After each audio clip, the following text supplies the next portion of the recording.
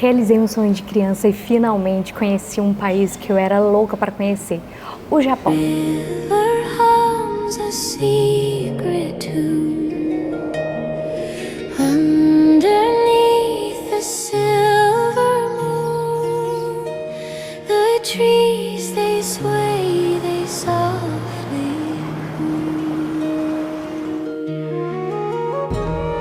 Stones they speak in voices low through mossy beds where echoes grow.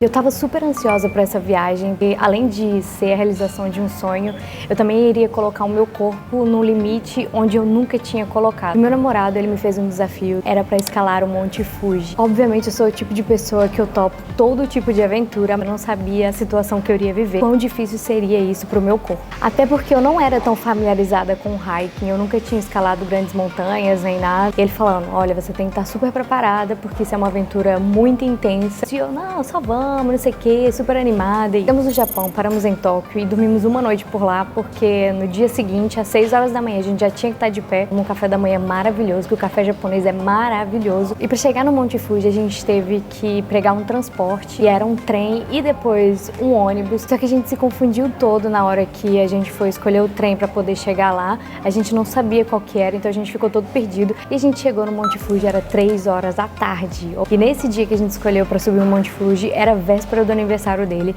e o objetivo era a gente passar o aniversário dele no topo do Monte Fuji. E quando a gente chegou às 3 horas da tarde, o segurança que tava lá, né, controlando as entradas pro Monte Fuji, ele chegou na gente e falou, olha, são 3 horas da tarde, já tá bem tarde, vocês têm certeza que vocês querem subir? E eu falei, não, vamos sim. E meu namorado super preocupado já, porque ele falou, bom, o clima não tá muito bom, já tá muito tarde, não sei se a gente deve subir ou não. E eu super emocionada, falando, não, vamos sim, vamos nessa aventura, porque se a gente colocou o objetivo de passar o teu aniversário no topo do Monte Fuji, a gente vai fazer isso. Quando a gente começou a subir o Monte Fuji, como eu disse, gente, eu super motivadora e isso, eu tava falando, nossa, eu achei que isso aqui seria mais difícil e isso, só que eu não sabia o que eu esperava. À medida que a gente foi subindo, eu tive que fechar minha boca, ficar calada e começar a me concentrar somente no meu físico, gente. Porque o trem começou a ficar difícil. A gente estava com um grupo de pessoas que estavam subindo com a gente, só que começou a chover muito forte. Nisso a gente já tinha feito 3 horas ali de caminhada, 4 horas. E ele falou pra mim, Ana, uma das regras quando você tá fazendo hike é, se começar a chover no topo da montanha, você tem que descer. Por quê, gente? A gente vai ficar no pico da tempestade. Depois de muitas horas subindo, depois de muitas horas de exaustão, a tempestade começou a piorar imenso. E teve uma hora, gente, que o pessoal que tava trabalhando por lá, eles começaram a gritar pra gente, tipo, pra gente se esconder. Os raios, os relâmpagos estavam caindo ao nosso lado, que a gente conseguia ver. Até que a gente conseguiu, tipo, entrar pra dentro de uma casinha de madeira toda detonada. Não tinha espaço pra ninguém, tinha umas 20 pessoas dentro dessa casinha de madeira. E a gente tentou se abrigar lá. E, gente, eu vou falar pra vocês, foi uma coisa muito assustadora. E quando a chuva ficou um pouco mais calma, era já de noite, a gente saiu pra fora pra poder continuar subindo, porque ainda faltava muito caminho pra gente continuar subindo. Completamente ensopados, um frio terrível, porque quando você tá no topo, imagina, no topo de um vulcão, perto das nuvens, é um frio terrível. Várias pessoas ali vomitando, desmaiando, com falta de oxigênio. A gente até carrega com a gente uma latinha de oxigênio, caso a gente comece a se sentir mal. E isso é uma coisa tão séria, gente, que existem pessoas que têm edemas cerebrais e acabam até falecendo numa situação dessas.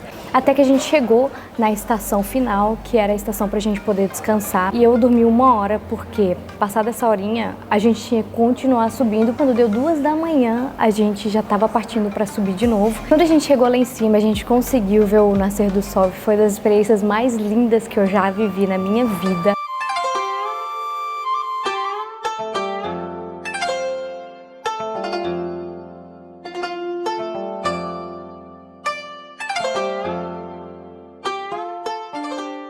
Eu chorei horrores porque foi uma experiência muito gratificante, muito linda.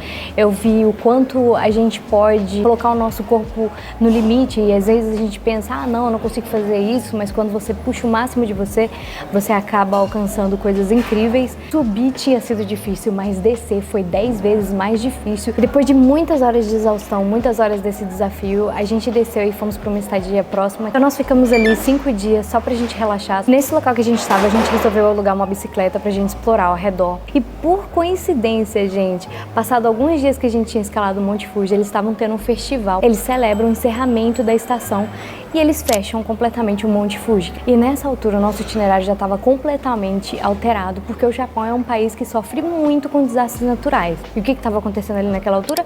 Um tufão. Então o que a gente fez, gente? A gente ficou muito dependente de onde o tufão iria e a gente tentou fugir ao máximo para poder ter uma viagem perfeita. Então nós resolvemos viajar para Kyoto e nós ficamos num hotel que eu super recomendo para vocês, se vocês forem para lá. Tem duas coisas que eu sou apaixonada no Japão, que é a cultura do banho, que é o onsen.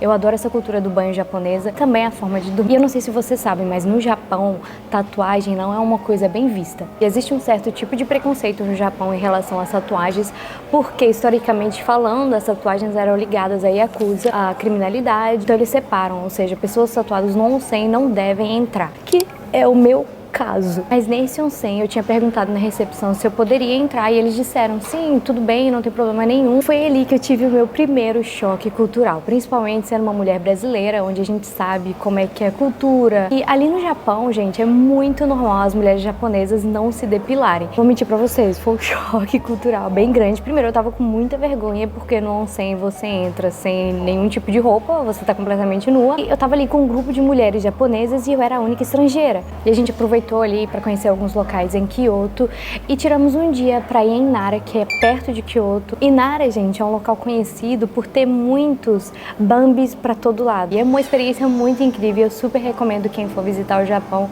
a conhecer Nara, porque vocês não vão se arrepender. Após isso, nós fomos para Wakayama, visitar um dos castelos mais famosos do Japão. Foi muito interessante porque a gente pôde conhecer mais um pouco da cultura japonesa, a cultura dos samurais e isso, então a gente aprendeu bastante. Uma das coisas que eu notei bastante, o silêncio nas ruas, principalmente porque eu tinha saído de um local como Bangkok, que é extremamente caótico. Chega no Japão, é um silêncio, uma paz para todo lugar, que até para falar, você tenta controlar o tom da sua voz. É tudo também muito limpo nas ruas. O pessoal de lá, a sociedade, eles são muito organizados em termos de limpeza, educação e isso foi uma das coisas que me surpreendeu demais, apesar de ter escutado antes. Nós fomos para a nossa segunda maior aventura, conhecer 88 templos que tinham numa ilha chamada Shijuku, e era tipo uma peregrinação que a gente ia fazer por todos os templos. Então o objetivo era a gente ir a pé por toda a ilha. Quem faz esse tipo de peregrinação tem que usar tipo uma camisa, que normalmente quando a gente anda com esse tipo de camisa, o povo japonês, eles olham isso de uma forma muito bem vista, então eles te ajudam, ou seja, você para, se você precisar de água, eles chegam e te dão água. Assim, no início, o carinha chegou e ele começou a oferecer comida pra gente. Foi andando de templo em templo, conhecendo templos lindíssimos, uma experiência maravilhosa. Nós ficamos 2 semanas fazendo essa caminhada por volta da ilha. E mesmo assim, gente, não foi tempo suficiente pra gente completar os 88 templos. Nós fizemos 20 templos no total e a gente tinha visto que o cálculo que a gente tinha feito, nós precisaríamos no mínimo de 2 meses para fazer 88 templos. E para fechar a nossa experiência ali na ilha, nós ficamos numa casa tradicional japonesa e foi a minha primeira experiência numa casa tradicional japonesa, que é o Ryokan. Meu Deus do céu, gente, eu fiquei muito apaixonada. Vocês não têm noção de como é tudo muito zen, tudo muito calmo. Além de ter visto o nascer do sol no Japão, no topo do Monte Fuji, eu vi o pôr do sol numa ilha japonesa e, meu Deus, foi tão romântico, gente. E após toda essa aventura, tava quase na hora da gente deixar o Japão, faltava tipo uns 3 dias, então nós fomos para Osaka, que era onde a gente ia pegar o nosso voo de volta para Tailândia. A gente conheceu vários restaurantes ali em Osaka e eu tava tão bem nessa viagem tipo zen ao Japão, conhecendo a cultura e isso, que eu fiquei muito triste de ir embora. Muito que vocês tenham gostado, e se vocês gostarem, nos comentários sobre a parte 2, porque eu tenho vídeo para trazer da minha segunda viagem. Até o próximo vídeo!